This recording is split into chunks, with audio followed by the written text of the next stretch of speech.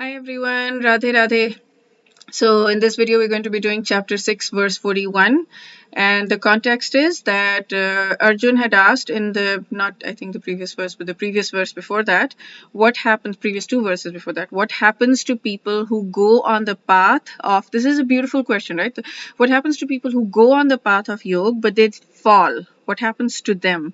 What Arjun says in the last to last verse is that they are probably like a cloud, a cloud that is broken off from the big cloud, or something that's just on its own. So it's non-existent. It just disappears.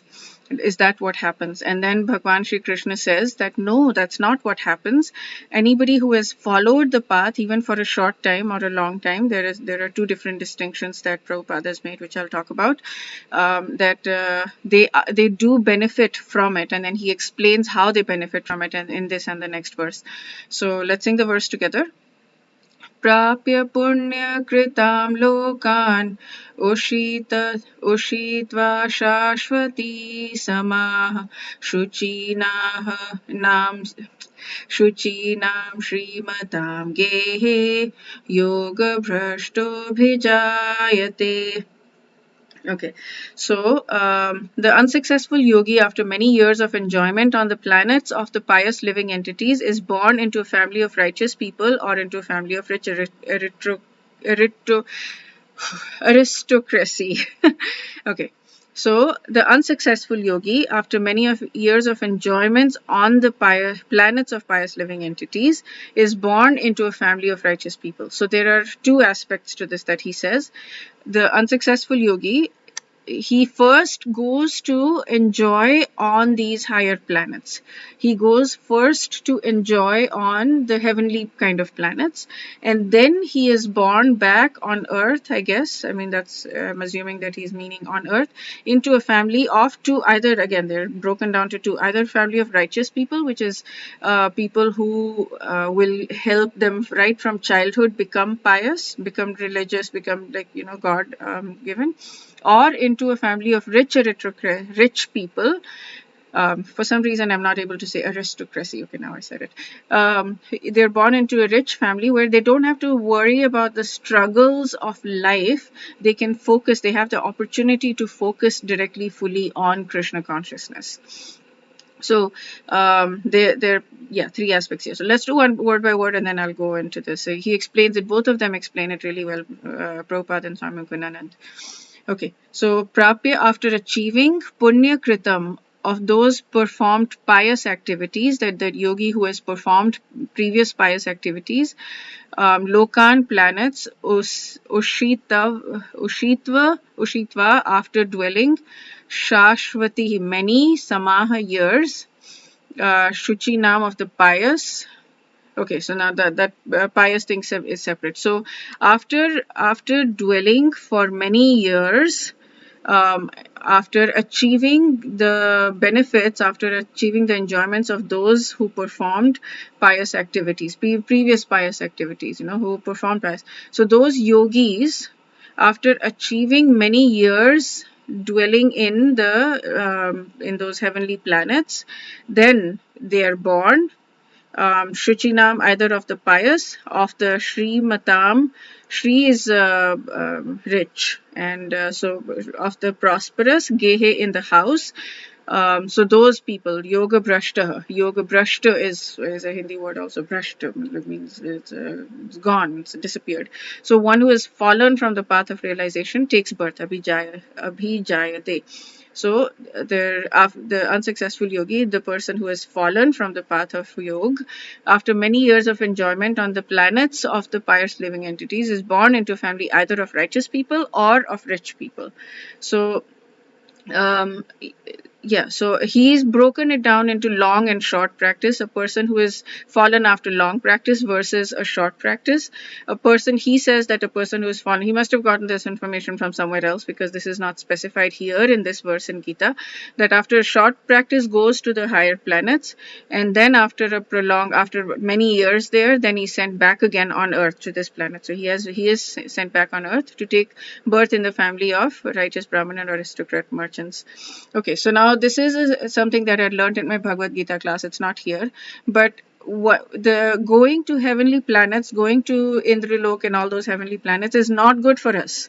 What we're doing there is we're enjoying, and from there it's very difficult to get to the path of bhakti or to get to the path of self-realization, because we're so happy and we're enjoying so much that we don't have this drive. Pain is often a drive to get to God.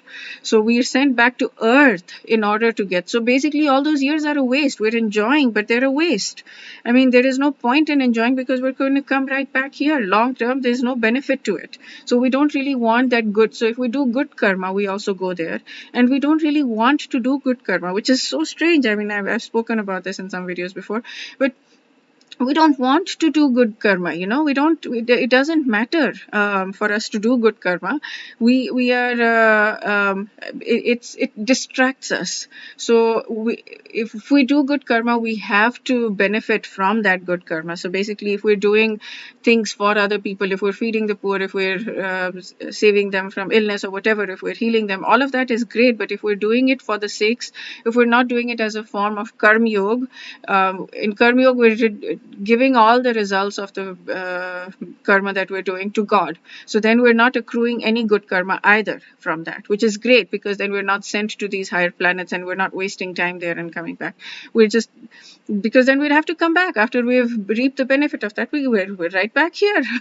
So it's not helpful. It's not helpful in the long run. What we want is to burn off all of that good karma, either by doing karma yoga or by doing just bhakti yoga, or all of these different types of yogas, ashtanga yoga, bhakti yoga, karma yoga, jnana yoga, whatever it is. So we can do all of that, or we can do things like, so one of the things that in my Bhagavad Gita class, which was amazing to learn, I was so happy, is that when we do Tulsi Aarti, she burns off all the karma, good karma as well as bad karma. So if we go to the temple, in ISKCON temples, they have, and here in Seattle it's 5:30 a.m. I think in some other temples it's even earlier. But if we go to the temple for Mangal Aarti, or we have a Tulsi plant at home and we do Tulsi Aarti in the morning, either at the temple or at home, either way, she helps us, Tulsi Maharani helps us burn off the good karma as well as the bad karma.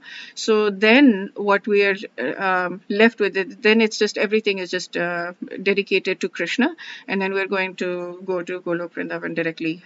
We cross all of these things that are all of these planets, higher planets on the way, and we just do a straight shortcut to go to Golok Vrindavan.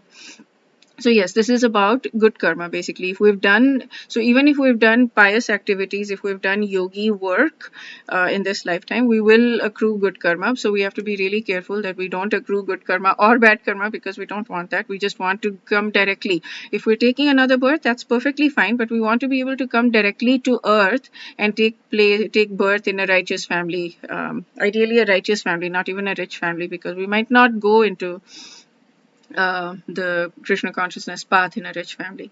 Okay, so what Swami Mukundanand says is, he explains the same thing a little bit in more detail. So why should an unsuccessful yogi go to celestial abode? Because the opposite of yoga, which is union with God, is bhog. Yoga and bhog, it's rhyming. Material enjoyment. So when we fall from yoga, it is purely because of the desire for bhog. So God is like an indulgent father. He explains it so beautifully. I love it. That gives that fallen yogi a chance to engage in bhog in the next life and realize that it's an exercise in futility, which does not satiate the yearning of the soul for permanent bliss. So the fallen yogi is sometimes sent to the celestial abodes for a long time and then granted birth on earth again. So he says earth specifically here. So since souls are, then they are given birth in a family where they have opportunity to continue their spiritual journey. So Shuchi means those who are pious and good character, and Shri means those who are wealthy. So he has said here, Shuchi and Shri. So he has done two verses here, 41 and 42. We're only going to do 41 right now in this one. Shuchinam of the pious and Srimatam of the prosperous. So Shuchinam and Srimatam.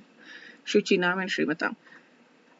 Okay, so the unsuccessful yogi will be born in a pious family that will nurture the child's spirituality from childhood, or a wealthy family where the bodily needs are taken care of and you do not need to worry about survival, and you can simply go straight into Krishna consciousness. Okay. Yeah, and so he talks then about the importance of where we are born.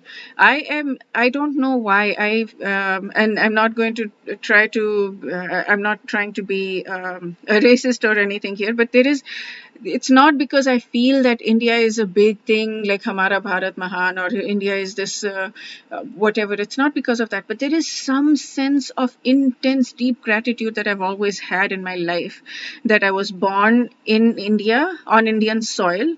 I was 6 months when I left India. I grew up in Africa, but I was born of Indian parents on Indian soil. These two things, I don't know why I've had this intense feeling of knowing that it is God's gift that I was born in India, because it's so easy for me to now take to Krishna consciousness. I've grown up with that. I've grown. I mean, it's not that Krishna is just a completely unknown entity to me, right? There's just something that it's been easy for me to adopt Krishna. I mean, it's not been easy. I've been an atheist for 41 years. I mean, I've been an atheist most of my life, and hardcore atheist that too. But still, there is when I did switch to God, it was easy for me to switch to Krishna, and this just feels so right to me. This feels so good and so right to me instinctively, deeply. It just feels like it feels like my path.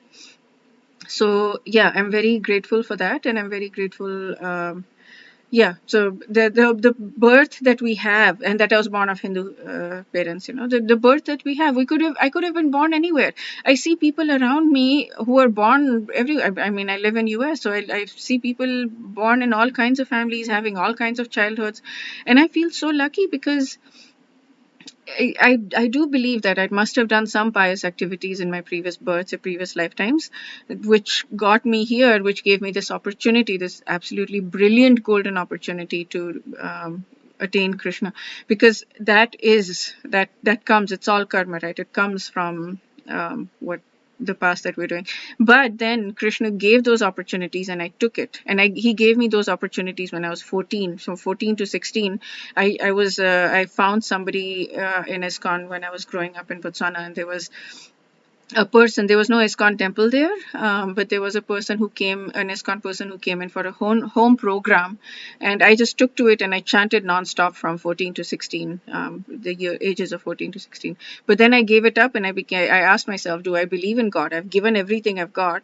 Do I believe in God after all these 2 years of nonstop chanting? And I realized that I didn't. So I became an atheist. So I didn't take that. I mean, I didn't manage to take that opportunity, but God pulled me in again. He pulled me in again. He gave, I mean, I should tell you my story on some video sometime, but like he gave me every opportunity, every single opportunity he just kept pulling me, kept pulling me, kept pulling me, kept pulling me. And finally I'm here. So, I mean, I'm here as in I want to be on that path. I'm here because I have this desire to be on this path, a desire to attain Krishna Prem. Okay, that's it for this video. We'll do chapter 6, verse 42 in the next video. Wish you a day filled with spiritual growth. Radhe Radhe.